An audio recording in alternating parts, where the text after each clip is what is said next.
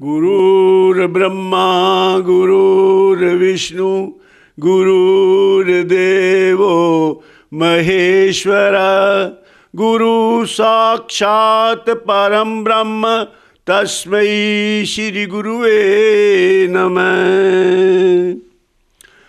आज हम आपको अपनी पहचान, आपको आपकी पहचान कराएंगे। आप कहेंगे कि क्या हम अपने आप को नहीं जानते, नहीं पहचानते? जानते पहचानते तो हैं, पर गलत पहचानते हैं। आप अपने आप को शरीर मानते हैं, जबकि आप शरीर नहीं हैं। शरीर आपने धारण किया हुआ है, शरीर आपको मिला हुआ है कुछ समय से कुछ समय तक।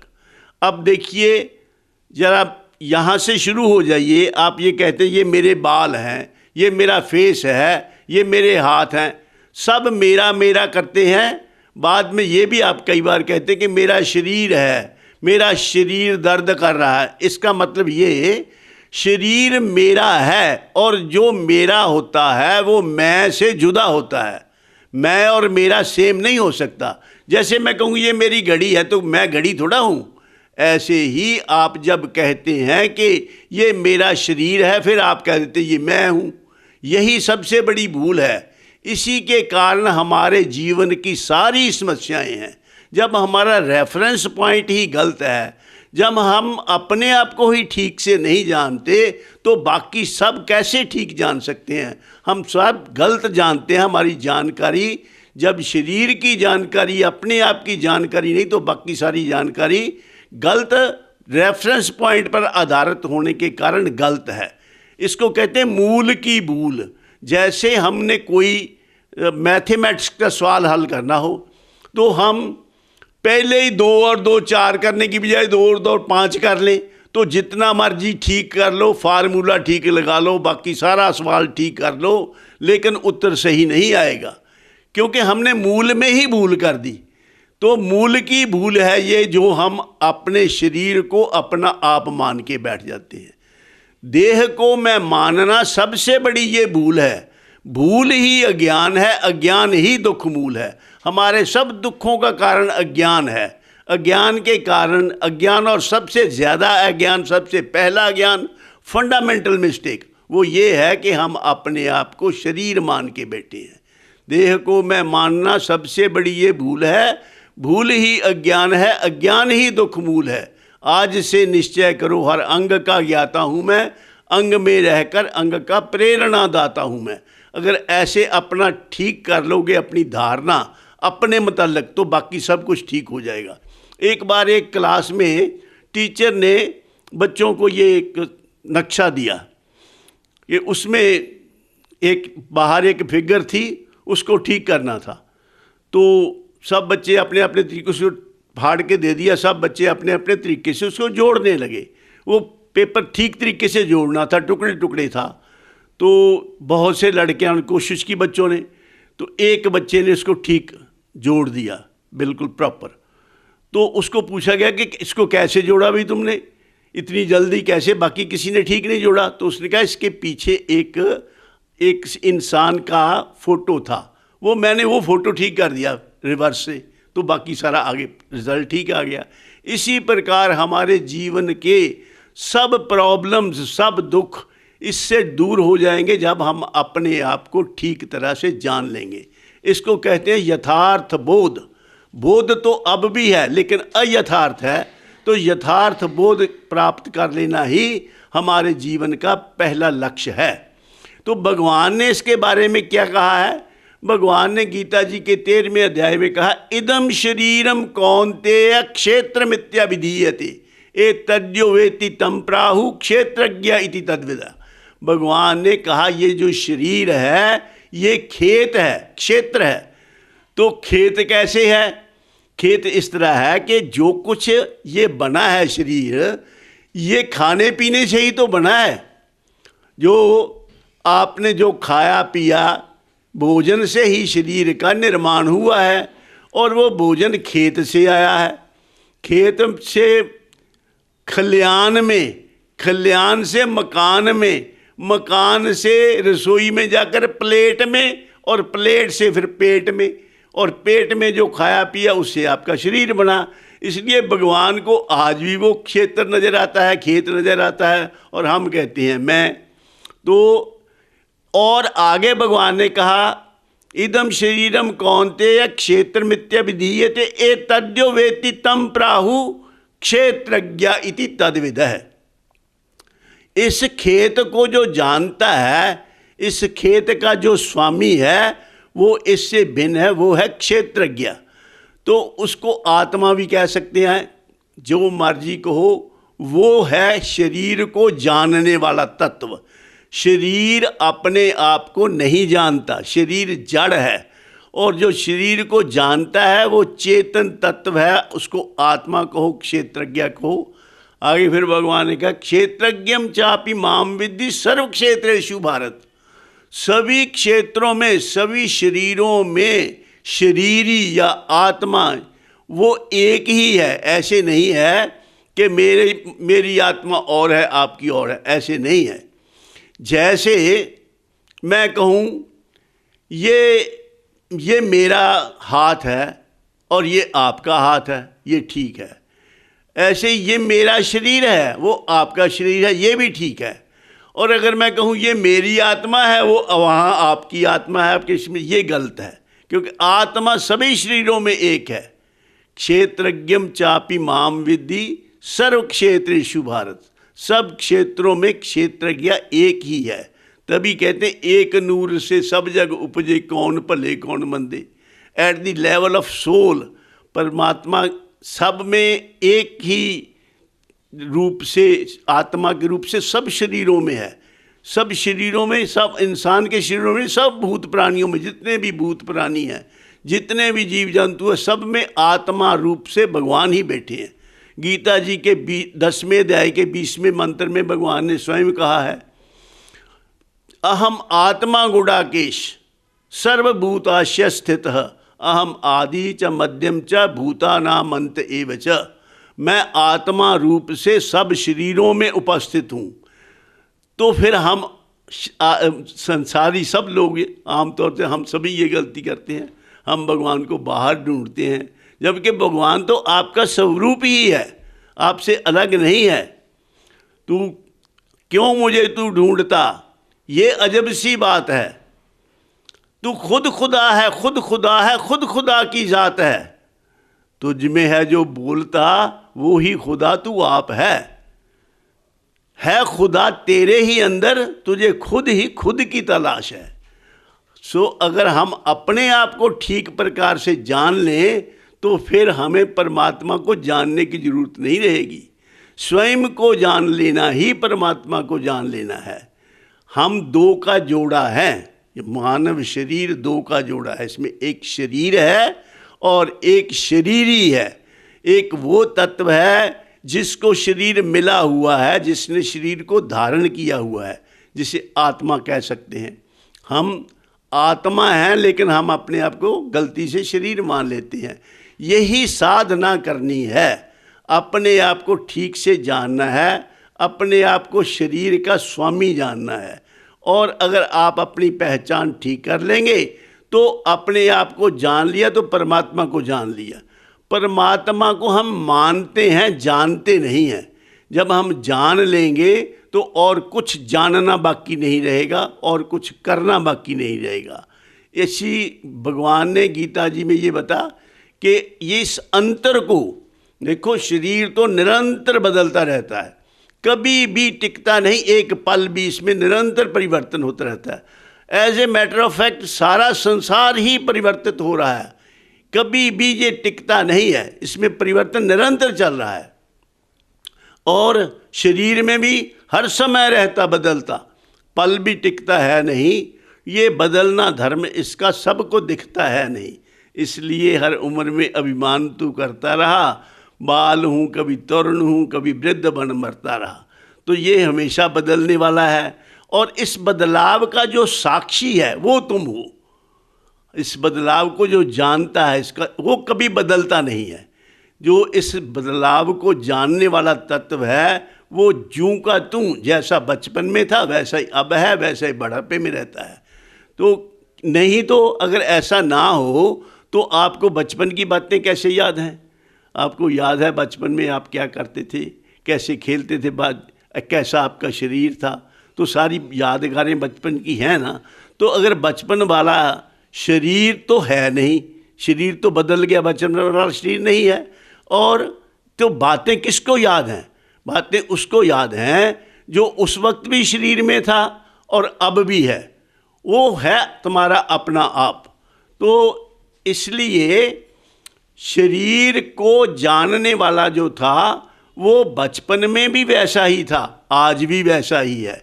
शरीर वैसा नहीं है, शरीर में ही बदलाव होता है।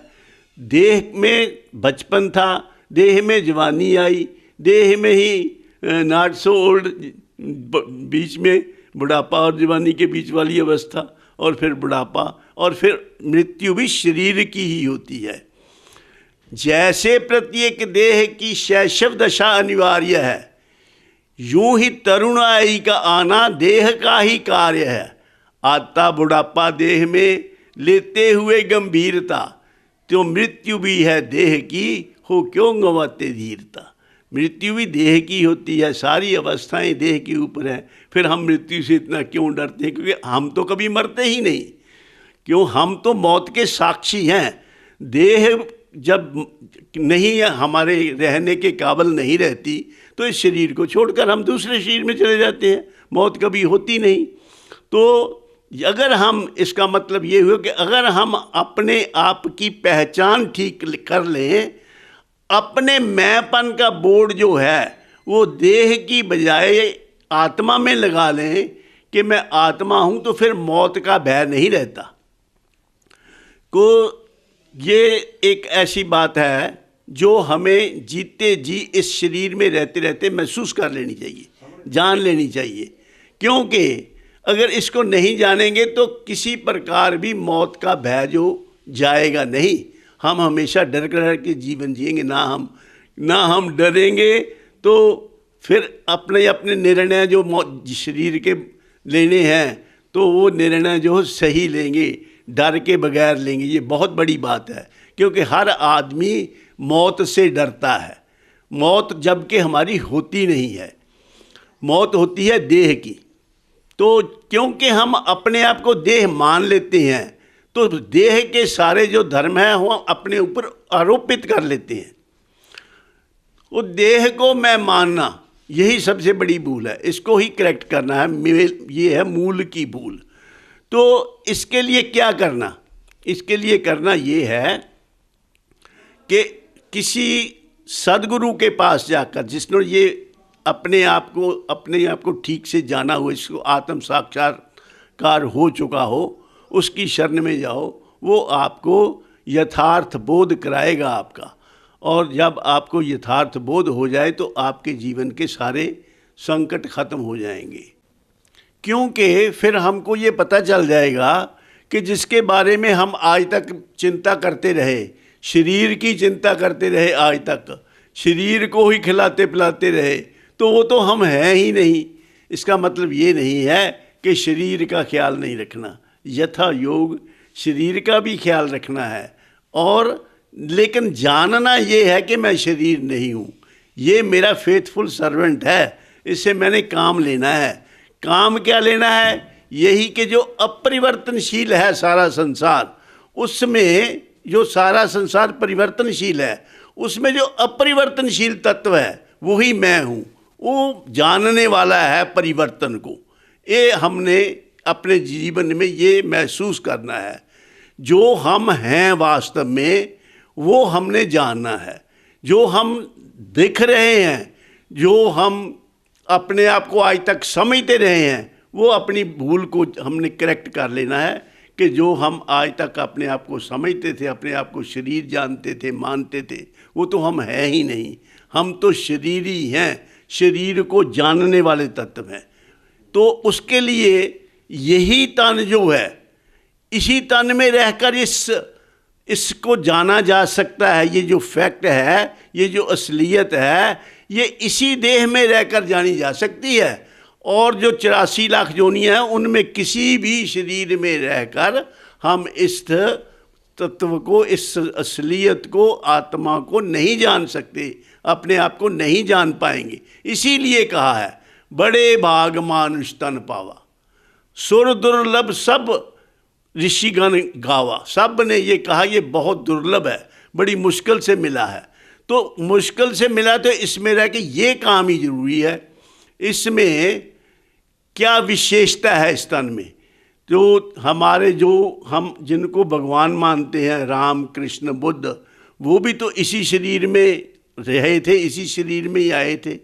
तो ये शरीर जो है बड़ी मुश्किल से मिलता है। इसमें ये संभावना है कि हम जान लें कि हम कौन हैं। देखिए, जो कुछ हम खाते हैं वही खाना अगर हम एक किसी भी गाय को, कुत्ते को, बकरी को, किसी को खिला दें, हम रोटी खाते हैं, इनको भी खिला दें रोटी, तो इस रोटी से मेरा शरीर बनेगा, उसी रोटी को खाकर उनका शरीर बनेगा। मतलब इनपुट इज दी सेम, दोनों में मटेरियल तो एक ही डाला, लेकिन उससे शरीर उनका बना, इससे शरीर हमारा बना।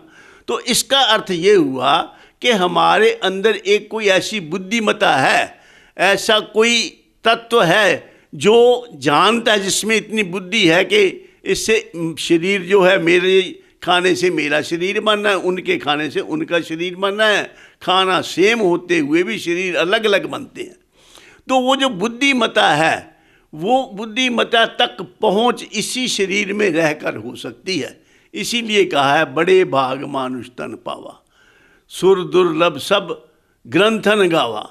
तो ये शरीर ऐसे नहीं मिला, तो इसका सदुपयोग करना चाहिए। शरीर में रहते रहते, शरीर के रहते रहते इसे वो काम कर लेना चाहिए जिसके ना करने से अंत में पछताना पड़े, और वो कभी नहीं करना चाहिए जिसको करके अंत में पछताना चाहिए। क्योंकि हमारे और तुम्हारे शरीर, हमारे और तुम्हारे जीवन में एक घटना ऐसी है जो सबके साथ समान रूप से घटने वाली है। देखो, किसी के साथ कोई घटना और घटे चाहे ना घटे, इसके साथ घटे उसके साथ ना घटे, संभव है, लेकिन एक घटना कॉमन है, वो सबके साथ घटनी है। वो घटना क्या है? जब हम पड़े होंगे और जो हमारे हैं वो खड़े होंगे आसपास। वो वक्त जो है, उस वक्त ना कोई काम आएगा ना कुछ काम आएगा। उस वक्त यही ज्ञान जो हम चर्चा जिसकी कर रहे हैं आज, वही ज्ञान आपके काम आएगा। आत्म ज्ञान ही मौत के समय काम आता है। देखो, संपत्ति विपत्ति के समय काम आती है, और दवाई रोग के समय काम आती है, और मौत के समय कुछ और काम नहीं आता, केवल आत्मज्ञान काम आता है। कोई आपकी कोई उस वक्त कोई सहायता नहीं कर सकेगा। सगे संबंधी, गुरु नानक देव जी ने कहा, सगे संबंधी सब ताज गए, कोई न निभ्यो साथ, कहो नानक इस विपत में टेक एक रघुनाथ। उस वक्त आपका किया हुआ शुभ कर्म, आपका जो परमात्मा का सिमरण किया हुआ है, जो नाम जप किया हुआ है, जो दान किया हुआ, जो शुभ कर्म किए हुए हैं, वही काम आएंगे। आपके दोस्त मित्र रिश्तेदार कोई काम नहीं आएगा। इसलिए इस जीवन को, जीवन में सबसे इम्पोर्टेंट, सबसे वैल्यूएबल, सबसे जो मूल्यवान वस्तु वो क्या है? जीवन में जीवन ही सबसे मूल्यवान है। क्योंकि हमने जो कुछ भी आज तक प्राप्त किया, उसके बदले में हमने अपना जीवन दिया। कोई बंदा नौकरी करता है, कोई सर्विस करता है, कोई भी किसी भी प्रोफेशन में है, तो वो अपना समय लगाता है और उसके बदले में दाम कमाता है। दम देकर दाम कमाते हैं हम। वो जो दाम कमाया है उसके लिए हमने जीवन दिया है। तो इसका अर्थ ये हुआ कि जीवन से ही सब कुछ प्राप्त हुआ है। अब जरा सोचो कि सब कुछ देकर भी क्या जीवन मिल सकता है? नहीं मिल सकता। आपको सिकंदर की कहानी याद होगी। सिकंदर जब यूनान से निकला सारी दुनिया को फतेह करने के लिए, कि हम सारे संसार को, उस वक्त जितना संसार जाना जाता था उसको जीतने के लिए निकला, और बीच में उसकी जब 2 साल के बाद उसकी सेना ने विद्रोह कर दिया, हम नहीं और लड़ सकते, तो वापस जाना पड़ा। वापस जाके वो बीमार हो गया। बीमार हो गया तो मौत के करीब आ गया तो घबराहट होती है मौत से सबको। तो उसने अपने ज्योतिषी बुलाए, वैद्य बुलाए, बड़े बड़े डॉक्टर, जो भी जिसको भी बुला सके, पैसा था सब कुछ बुलाया। तो बुला के उनसे पूछा कि भाई देखो, मेरी सारी दौलत ले लो जो मैं लूट मार करके लाया हूँ, मुझे कुछ समय दे दो, मैं जीना चाहता हूँ। तो सब ने कहा ये संभव नहीं है, तुम्हारा समय जो है अब ख़त्म हो गया जीने का, ये हमारे बस में नहीं है, कोई भी उस वक्त तुम्हारी सहायता करके समय नहीं दे सकता। तो इसका अर्थ ये हुआ कि जीवन से सब कुछ मिलता है, सब कुछ देकर भी जीवन नहीं मिलता। तो उसने फिर ये कहा कि अच्छा ये करना कि जब मेरा जनाजा निकले तो मेरे हाथ बाहर रखना, ताकि लोगों को पता लगे सिकंदर जब गया दुनिया से दोनों हाथ खाली थे। क्योंकि मौत की कोई दुआ नहीं है। लुकमान हकीम ने भी कहा, सच कहूँ है दोस्तों, मौत की दुआ नहीं। तो जो जीवन है, जीवन को कोई बढ़ा नहीं सकता, फिर क्या करना, उसका सदुपयोग करना, जीवन का दुरुपयोग ना करो। जिस काम के लिए जो जीवन मिला है उसको हमेशा नज़र में रखो। ये इसी काम के लिए मिला है कि हम अपनी पहचान ठीक कर लें, हम वास्तव में हैं कौन। इस परिवर्तनशील जगत में जब सदा जो निरंतर परिवर्तित होता रहता है, उसमें अपरिवर्तनशील तत्व जो है वो मैं हूँ, उसको जान ले। और उसको जान लोगे तो मौत के डर भय से सदा के लिए मुक्त हो जाओगे। क्योंकि आपको पता चल जाएगा कि मैं तो मरता ही नहीं कभी, तू कभी मरता नहीं, तुझे कोई मार नहीं सकता, तू कभी मरता नहीं, तुझे कोई मार नहीं सकता, अजर तू है, अमर तू है, मौत से हार नहीं सकता। खता तेरी है जो तू देह में अभिमान करता है, इसलिए ही अमर होकर भी तू मरने से डरता है। मरे तू कभी नहीं मर सकता तो डरता है। डरे तू क्यों, तुझे कोई नहीं छूता पकड़ता है। मुझे छू के दिखाओ, कहीं भी मेरे हाथ लगाओगे तो मेरे शरीर को ही लगा सकते हो, मुझको तो कोई छू नहीं सकता। डरे तू क्यों, तुझे कोई नहीं छूता पकड़ता है, जगत ये पांच भूतों में सदा बनता बिगड़ता है। तो शरीर का स्वभाव है ये कभी एक जैसा रहता नहीं, और आत्मा जो है वो कभी बदलता नहीं। एक टिक नहीं सकता, दूसरा मिट नहीं सकता। देखो सारे संसार में दो चीज़ों पर ज़्यादा पैसे खर्च हो रहे हैं। एक तो हॉस्पिटल बन रहे हैं, दवाइयाँ बन रही हैं, आदमी को ज़िंदा रखने के लिए खर्च हो रहा है, और दूसरा आदमी को मारने के लिए खर्च हो रहा है। एटम बम बन रहे हैं, हाइड्रोजन बम बन रहे हैं।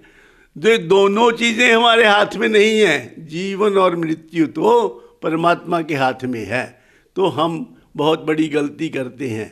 कोई आत्मा को, सारी दुनिया के एटम बम मिलकर भी आत्मा का नाश नहीं कर सकते, और सारी दुनिया की दवाइयाँ मिलकर भी जब सदा के लिए किसी शरीर को बचा नहीं सकते। क्योंकि ये है ही, शरीर है ही नाशवान और आत्मा है अविनाशी।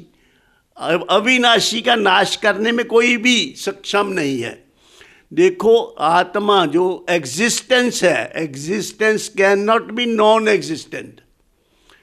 मैं यहाँ हूँ इसका मतलब पहले मैं कहीं था, तभी मैं यहाँ हूँ। तो जो भी चीज़ एग्जिस्ट करती है, जो है, उसका वो कभी नहीं है नहीं हो सकती, और जो नहीं है उसकी कभी वो हो नहीं सकती।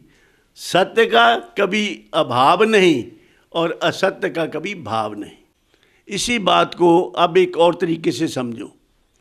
एक तो देखने वाला तत्व है और एक दिखाई देने वाला है।